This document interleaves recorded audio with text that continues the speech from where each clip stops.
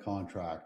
It happens, and more is happening. And we'll talk about the actual numbers when we get to the numbers today, with the expireds and all that stuff. So how to handle your home from falling, or when your home falls out of contract. There's nothing you can do about it, right? Sometimes, look, there's a lot of times your house just isn't going to get an offer because you priced it too high, the market has slipped, or you haven't done your homework. Now you, the seller, not the agent, because the agent is always going to tell you, list it low and see what we can do to get more offers in. And then we can push it up and see where it actually lands. If you price it at or above, you're going to piss off a lot of buyers for wasting their time. If you price it right, sometimes your house will sell correctly. Now, you can sell a house without an inspection, but the buyer has the right and duty to understand what they're buying. That means they're going to have their inspectors come through. And typically it's a property, a roof, pest, and if you have a pool or you need a foundation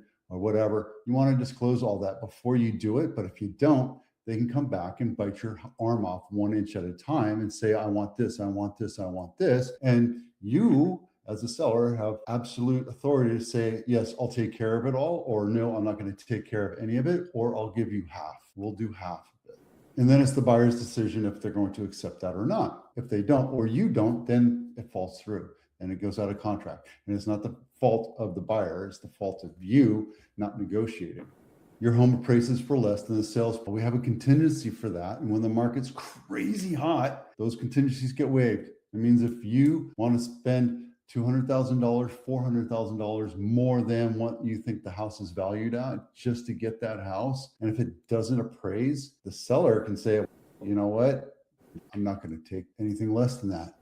If you're the buyer and you don't have the money to actually do it, first of all, shame on you for putting that kind of money up or that kind of an offer up without being able to back it up. Shame on your agent for pushing you into that situation. But sometimes appraisals just don't come through. And that's just a part of life. Sometimes you can meet halfway. Sometimes you can say yes or no. But if the buyer can't or decides not to do it, and that contingency is in place, they can pull right out.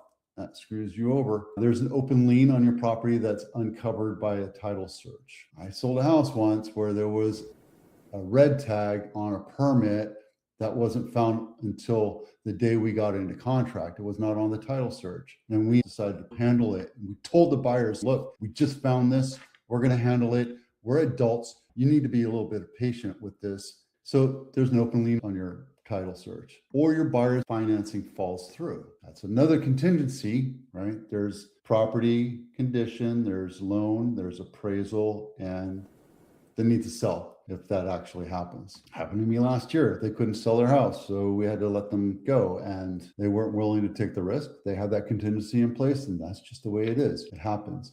Your buyer's financing falls through. Kind of sucks, but it is what it is. You get fully approved through an underwriter, and then, all of a sudden it didn't work out. It is what it is. Can you cry about it? Can you yell and scream? Can you lose sleep? Absolutely. You can also go, okay, not going to fight you on it. Here's your deposit back. Go on. There's another thing. I always tell this scenario, right? And I want to gauge sellers to see where they sit on this. Let's say that all the contingencies are removed and we're 4 or 5 days away from closing, because this has happened before, and then one of the buyers lose their job. It's Silicon Valley. It happens all the time, right? Oh, what happens if? We're going to do this, we're going to do that. Would you be okay letting them out? And I look at their eyes and I know yes or no. They could say, yes, I would be okay with giving the deposit back. But I look at their eyes and I make sure, because that's a huge tell to me saying that you're a good person or not. Because if somebody loses their job, that means that they have tens of thousands of dollars into a deposit on a home that they can't close on. And you, as a seller, have full authority to keep that. It happens once every 2 years or so for me. So it just kind of happens. You just have to be willing to roll with it. First, get an inspection done. Make sure that there's no issues, that we know what those issues are and we disclose them. Meaning that if you're a buyer, you're going to sign those inspections and disclosures before we accept an offer from you. If there's an appraisal issue, you need to work with the pricing expectations of the seller, right? It's important that you understand that, well, an appraiser took a look at it, and while you think your house is worth $10 million, it's really worth $1 million. Title insurance is something that you're just going to work with. They do their best, but It's a human-run business where mistakes are made, not often. Make sure that your home, when you accept an offer, that your agent has looked at the loan approval, they talked to the loan officer, and it's a fully underwritten loan approval before you go into offers. If they say, oh, well, we just don't do that anymore, don't work with that buyer. Or tell them, I want you to have your buyer work with this lender, get fully approved, because I want to make sure that they're fully approved. And that's a huge thing. Signs that buyers are going to back out include not meeting deadlines or returning necessary paperwork. That's a huge indicator. You're going to lose sleep over that. And it's because sometimes buyers are not fulfilling the obligations of what they wrote in the contract. There's nothing you can really do about it. You can always blame your agent. It could be an agent that doesn't know what they're doing. And in this article, it talks about marketing and redo this and that. Yeah, absolutely. You can redo it. But here's the thing. If the price doesn't appraise, or the house doesn't appraise for what you think your house is worth, it should be a knock in the socks saying, hey, look, your house isn't worth what you think it's worth. It's worth what a buyer's willing to pay and can pay. Sometimes changing agents and finding someone with a strong reputation of success, yeah, that's baloney. A good agent knows how to protect you, knows how to get your house to market, and knows how to negotiate. However, at the end of the day, if you are all about taking money away from people that are discouraged and beat down, that's on you. I'm not going to let that happen. It's discouraging when a house falls out of contract. It frustrates everybody and everybody loses sleep over it. But knowing how to get through everything and make it happen, that's the agent that you want to work with, that knows how to pull you out of the mud and get you marching again. So there you go. All right, enough of that. Ben Code Property of the Week, Ben Loman, Highway 9. This is $600,000, 4-bedroom, 2-bath, 2,400 square feet, built in 1941. I have 12 fantastic pictures to look at. One thing you have to realize, this is Ben Loman, and this is in the fire district, meaning you will have to pay fair plan on this house that has not been maintained at all for $600,000. And fair plan, again, is just for the structure, not for anything inside.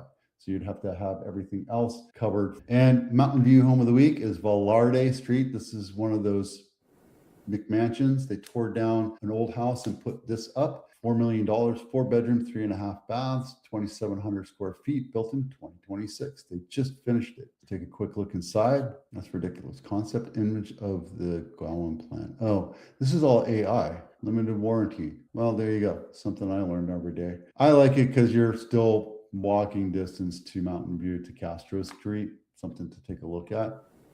Guys, probates, estate sales. If your parents are getting older and need to move into an adult community, let's have a conversation. It's one of those things that are happening over and over again, and it's happening to my parents too. I just moved them into an adult community so we can keep an eye on them, and it goes quick. You need to be prepared. If you think, oh, we can just put them here instead of there, make sure you talk and have conversations with your doctors and all the other care providers.